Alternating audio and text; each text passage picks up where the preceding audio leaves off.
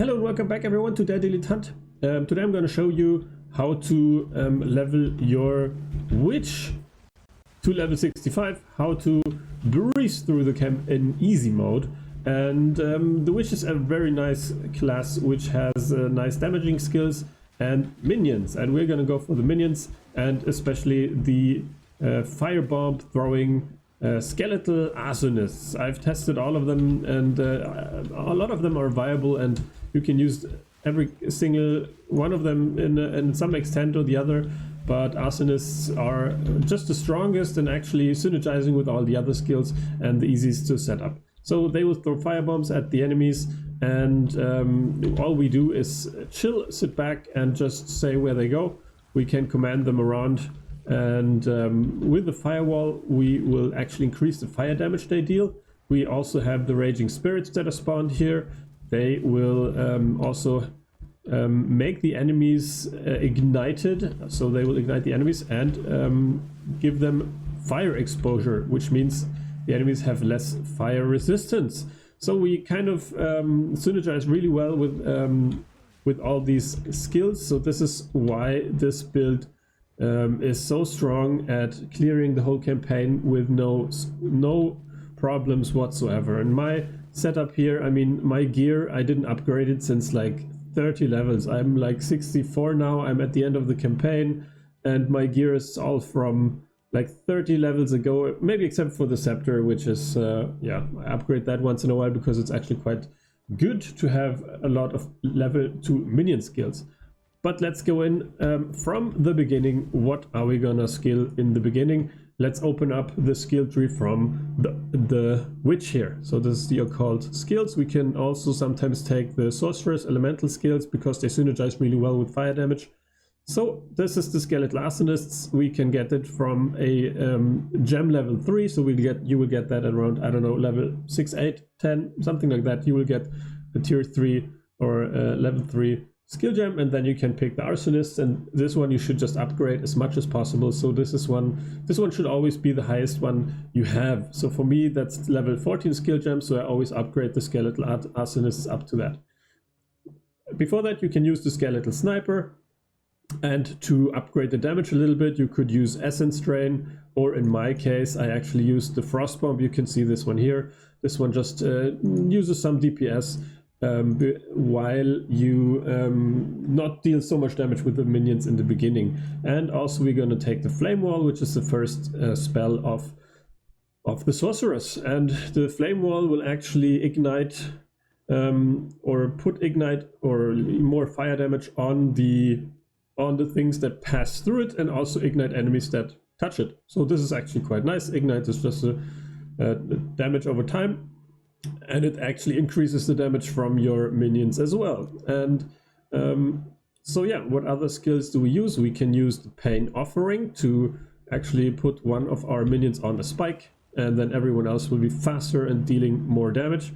We have the Flammability Curse, which is mainly used against bosses. Everything which is in here will have reduced fire resistance. This will actually upgrade our damage against them as well. And then I'm using a shield just to give me a little bit mobility. I can shield charge, and I can also I have an offhand one-handed mace, which will also be able, so I can just, you know, jump around a little bit, be a little bit faster, but this is not really necessary whatsoever. But yeah, let's jump straight back into the skills. There's also the alternatives you can go for with Skeletal Sniper and Frost Mages. The only thing is that you can use different skills to synergize with it. So for example, the Frost Mages goes for frost damage, and then instead of using the skulls to spread the exposure, you could use the Frost Bomb, because the Frost Bomb also uses cold exposure. But this is just on the side note. Let's go back in to what skills to use and which skill gems.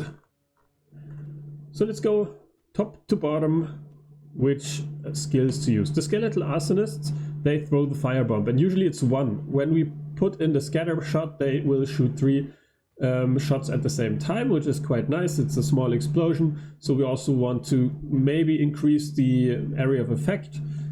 And I increased the area of effect with the passive, so we don't need to use the Skillgem magnified effect here. That could be one of the first things you put in here.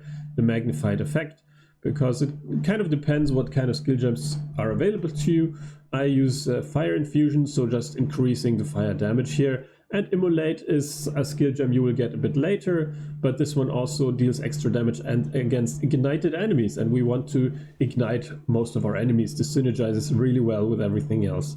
Then we have the flame wall. The flame wall is I would say a really nice boost to the overall damage, and you just put on the flame wall everywhere you can. So I put in here the fortress, which makes it a ring, and the faster cast, arcane tempo, so I can spam these wherever I want to go.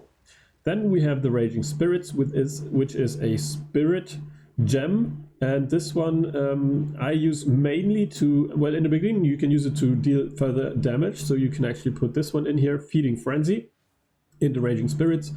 When you get higher level skill gems, you can set it up like this, which is really nice. Then you have to use a lesser jeweler's orb to actually put in a third gem. This one is a really nice setup because it says on Infernal Legion they will take damage as soon as they come to life, but they will actually ignite enemies within a radius. So they will, as soon as you cast a fire spell, you will get the raging spirits, and when they see enemies, they will fly towards them and ignite them. And when they ignite them, they will actually put fire exposure on them, which is actually really awesome. So with strip away, the next skill gem, this will also be increased. So let's see if we can actually find an example of this. Let's see and find if we find an enemy. So here you can see minus 26% on the fire. I think you saw it here on the top. Minus 26% on the fire resistances due to our exposure. Let's continue with the skill gems. Pain Offering I use mainly for bosses. So usually it depends on what kind of scepter you have. There's a scepter where you gain additional minion skeletal warriors. So these you can just put on a spike, and then everyone else will be faster and deal more damage. So this is, I always use the wrong button to get back into the tree. And then we use persistence on that to have a longer skill effect duration. We have the flammability with heightened curse and inspiration. You can use whatever you want to. I like to have less cost here and increased effect of the curse. Then I use Frostbomb to sometimes help with the DPS, but usually it's not needed. And this one I haven't used, I think, in like 3 acts, because it just does not much compared to what your minions do. And this is the whole setup that as soon as you have these skills, you just upgrade them as you go through the campaign. And it's really an amazing build that goes through everything very fast, very easy. And it's super easy to play. You have a shield, you're tanky. This is really, really nice. So let's go and look at the gear.